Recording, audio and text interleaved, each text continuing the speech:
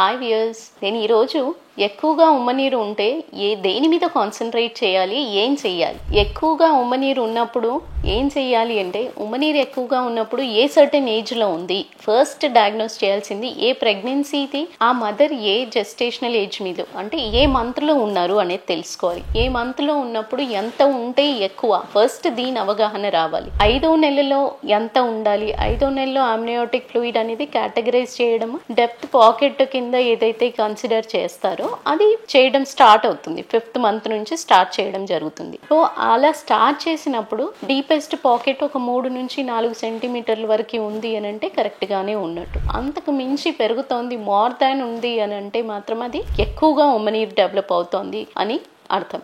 So దానితో పాటుగా ఏంటి, ఉమ్మనీరు ఎక్కువగా పెరుగుతోంది అన్నప్పుడు ఇప్పుడు 5th మంత్ కానివ్వండి, 7th మంత్లో యూజువల్లీ 15 వరకు నార్మల్గానే కన్సిడర్ చేస్తాం. మ్యాక్స్ టు మ్యాక్స్ 15 to 17 కూడా నార్మల్గానే కన్సిడర్ చేస్తాం. ఆ దానికంటే మించి 18 దగ్గరగా అలా వెళ్తున్నప్పుడు మాత్రం అది నార్మల్ కాదు. దెన్ వచ్చేసి అప్పుడు ఎక్కువగా ఉమ్మనీరు విడుదల అవుతోంది అనేది మనం గ్రహించాలి. సో ఈ ఎక్కువగా ఉమ్మనీరు అవుతోంది అన్న పాయింట్ తెలిసినప్పుడు, అది 5th కానివ్వండి, 7th కానివ్వండి, 9thలో కానివ్వండి, ఎక్కువగా ఫామ్ అవుతున్నప్పుడు ఎందుకు ఎక్కువగా ఫామ్ అవుతుంది, సో మదర్లో ఏమన్నా ప్రాబ్లమ్స్ ఉన్నాయా, అదే మెటబాలిక్ చేంజెస్ ఏది అనీమియాతో ఉండొచ్చు, లేదా హై షుగర్స్ లెవెల్స్ అనేది తల్లి రక్తంలో ఉన్నప్పుడు ఇన్సులిన్ జనరేషన్ సరిగ్గా ఉండకపోవడం వల్ల బిడ్డలో ఉమ్మనీరు అనేది పెరగడం, బిడ్డ యూరిన్ అనేది ఎక్కువగా పాస్ చేస్తూ ఉంటుంది. సో ఇలా పాస్ చేస్తూ ఉన్నప్పుడు ఎక్కువగా ఫార్మేషన్ అనేది బేబీ యూరిన్ ద్వారా ఫామ్ అవ్వడం జరుగుతుంది. ఇలా అయినప్పుడు ఏంటి, బిడ్డలో కూడా గ్రోత్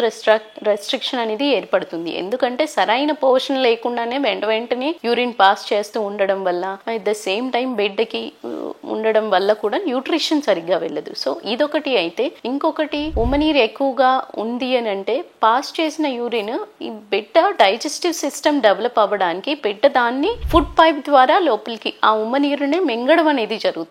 సో మింగి ఆ విధంగా నెమ్మదిగా డైజెస్టివ్ సిస్టమ్ని డెవలప్మెంట్ చేసుకోవడం జరుగుతుంది. ఇలా చేస్తూ ఉన్న సిచ్యువేషన్ని కానీ ఏదైతే చేసుకోవాల్సిన పద్ధతి ఇంపేర్డ్గా మధ్యలో బ్రేక్ కానివ్వండి, లేదా ఫుడ్ పైప్ అంటే ఈసోఫేషియల్ ఎట్రీషియా అని ఫుడ్ పైప్లో క్లోజర్ కానీ ఏర్పడినా, లేకపోతే పొండు రూపంలో కానివ్వండి, ఏదైనా ట్యూమర్స్ కానివ్వండి, కంజనైటల్గా అంటే పొట్టులో ఉన్నప్పుడు ఏమైనా డెవలప్ అవుతున్నట్టయితే బిడ్డ మింగలేని పరిస్థితి అనేది వస్తుంది. సో అలా మింగలేని పరిస్థితి ఉన్నప్పుడు కూడా ఉమ్మనీరు ఫామ్ అవుతూనే ఉంటుంది, అలా అక్యుములేటెడ్ అయ్యి ఉండడం జరుగుతుంది. ఈ ఉమ్మనీరు పెరగడం వల్ల ఏంటి, ఉమ్మనీరు పెరిగినప్పుడు సరైన కాజ్ ఏంటి, బిడ్డలో ప్రాబ్లమా తల్లిలో ప్రాబ్లమా తెలుసుకున్న తర్వాత ఫస్ట్ దేని మీద కాన్సన్ట్రేట్ చేయాలి, యాజ్ సూన్ యాజ్ పాసిబుల్ తగ్గడానికి రూట్ కాజ్ చూసుకున్న తర్వాత దాని మీద కాన్సన్ట్రేట్ చేసి, ఆ కాన్సన్ట్రేషన్ చేసిన తర్వాత మదర్ని కానీ తల్లిని కానీ మానిటర్ చేసుకుంటూ ఉండాల్సిన అవసరం ఎంతైనా ఉంది. సో రూట్ కాజ్ మీద దృష్టి పెట్టిన తర్వాత వెంటనే అనేది మార్పు జరగదు.